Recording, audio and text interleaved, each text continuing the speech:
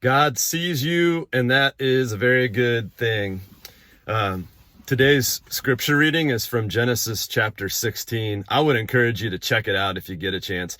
One of my favorite things about the Bible is that it's this big story about how God is the main character and God is always faithful. Today's passage is a little more difficult because it paints the picture of one of the heroes of the Old Testament, Abraham, in not so good of a light. Ultimately, what it shows us is that God is always faithful, even when we are not. So Abraham and Sarah, God had promised them that he would provide a child for them, even in their own age, even when it seemed impossible, God would provide. Years have gone by, and as you might imagine, Abraham and Sarah get very restless, very impatient. God has not provided a child yet, and in their impatience, they decide to take control of the situation.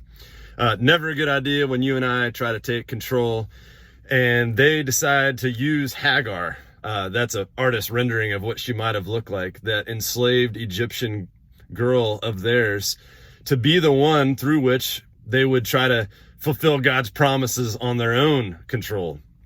And she would be the one that would bear them a child.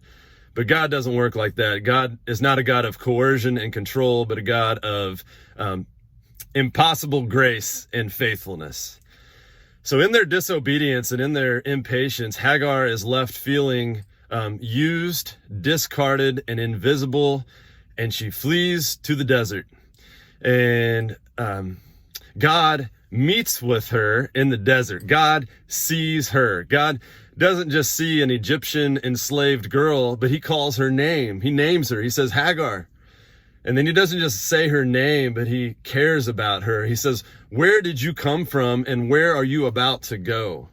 And he doesn't just care about her, but he offers life to her.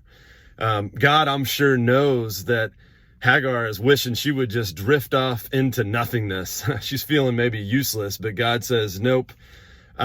I've got a plan for you. I'm going to give life to you. That baby that you're carrying inside of you that feels like it's the product of disobedience, I'm about to show you that I can take broken things and make life out of them. So, friends, may you know that God sees you when you are in pain, in sorrow, in invisibility, or in joy, or in anguish, or in anxiety. God sees you. And may we be transformed by the God who sees us in our pain, just like he saw Hagar in her pain. And may we be people who, just like God, may we be people who see others when they're in pain, in anguish, in feelings of uselessness and invisibility. May we see them and may we offer life to them, which is Jesus Christ himself. That's the word for today, friends. God sees you and he wants us to really, really see others. You are loved today. You are seen. Peace, friends.